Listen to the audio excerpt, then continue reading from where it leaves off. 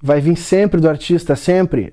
O estudo da música, do timbre, a compreensão, tem que estudar. A gente não vai substituir o talento pelo cut and paste. A gente não vai fazer. E se a gente começar a fazer tudo com os mesmos sample libraries, se a gente pegar sempre as mesmas referências, todas as músicas vão soar iguais.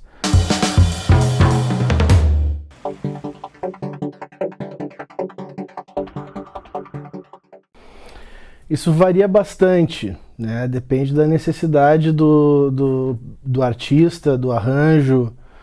Muitas vezes o produtor musical faz mais assim um gerenciamento de equipe. Muitas vezes o produtor musical é chamado para organizar um trabalho que, enfim, com a experiência, apesar de poder ajudar, ele percebe que algum outro parceiro pode agregar musicalmente, né? Para fazer um arranjo, para trazer algumas ideias. Então o produtor é uma pessoa que tem também a sua própria bagagem musical para trazer, mas tem essa noção também dos limites das coisas para poder levar as fronteiras para outros lugares, né? E não ficar preso só pelo menos os produtores que eu mais gosto, né? Tem essa tendência, né? De serem versáteis.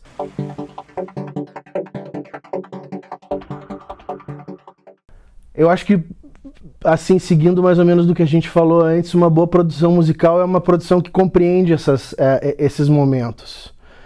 Às vezes entra um cantor dentro da sala com um piano, aquilo já está mágico. Saber identificar que aquele é o momento de parar a produção, às vezes é tão importante, ou mais importante, do que saber que outros arranjos se pode criar em cima daquela ideia do artista, né?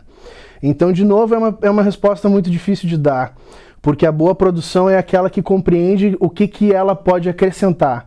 A produção, quando ela começa a retirar, a modificar só pelo modificar, ela perdeu o rumo, né? Então, independente se ela vai ser uma produção simples ou complexa, boa produção é a produção que entende a medida da necessidade daquele produto artístico, né?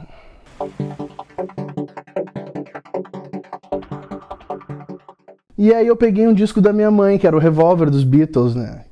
E decidi que eu ia ouvir aquele disco naquela viagem. E eu não sei por que aquele disco mexeu comigo de uma forma incrível. E eu precisei montar uma banda. Depois de ouvir aquele disco, né, com meus irmãos, com meu primo, com alguns amigos, eu entrei no estúdio e a gente já tinha um estúdio de ensaio em casa, mas quando eu entrei no estúdio e percebi como que funcionava a produção, aquilo foi muito encantador para mim, né? E eu tive muita sorte de logo no início, assim, trabalhando, os primeiros trabalhos que eu fiz já como assistente oficial, assim, fazendo as gravações, foi Folha de Bananeira do Armandinho, então pude ver o Lúcio Dorfman produzindo aquele trabalho, pude ver alguns outros produtores produzindo coisas interessantes e aquilo foi agregando. Eu sinceramente, era muito mais dado à parte técnica, né? Mas a partir do momento que toda essa experiência com diferentes produtores e diferentes estilos e gravando diferentes coisas foi ficando natural, eu comecei a conseguir agregar nos projetos, conseguir trazer uma certa fluidez de trabalho e quem sabe, um ponto de vista um pouco mais criativo em como fazer essas microfonações e mixagens. Então acabei sendo convidado para fazer a produção de alguns projetos recentemente, né?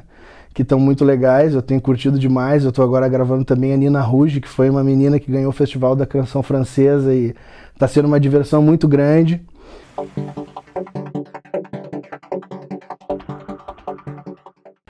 Olha, a gente teve a mágica possibilidade de trabalhar com Jeff Emerick, que não foi produtor no caso dos Beatles, mas foi engenheiro, né? Depois veio a ser produtor. Eu tive a bênção também de ter uma aula em Londres com Alan Parsons, que também é um produtor que veio dessa área da engenharia. Então me agrada muito, porque sempre parece que foi o que me tocou, foi a sonoridade. Claro que a musicalidade faz parte da sonoridade, ela está primeiro, né? Tu não consegue tirar som de um péssimo arranjo. Não existe nenhuma chance de tu fazer isso.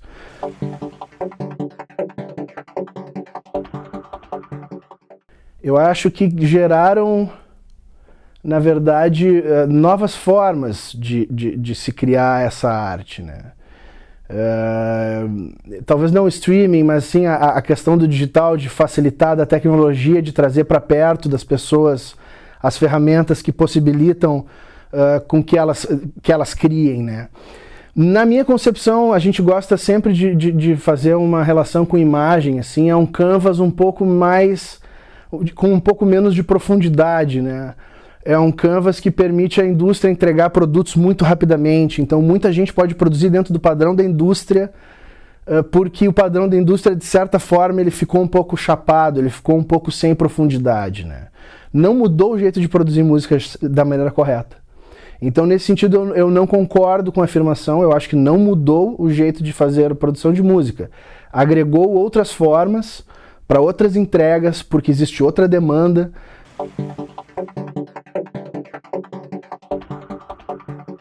Eu gosto, assim, de fazer as coisas de uma maneira diferente, né? O meu estilo de produção é tentar capturar ao máximo a característica da banda.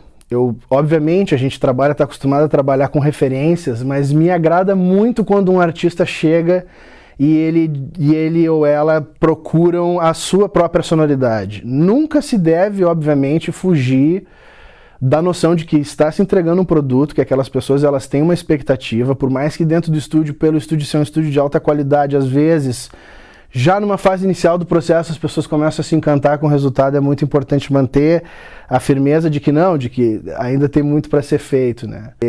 Agora, nessas questões de produção mesmo, quando tem a minha marca, elas têm essa característica mesmo de um calor, assim. A gente tem muito equipamento analógico, a gente gosta muito de takes inteiros, né? A gente não é muito dado, assim, nessas produções da gente aqui a muita edição.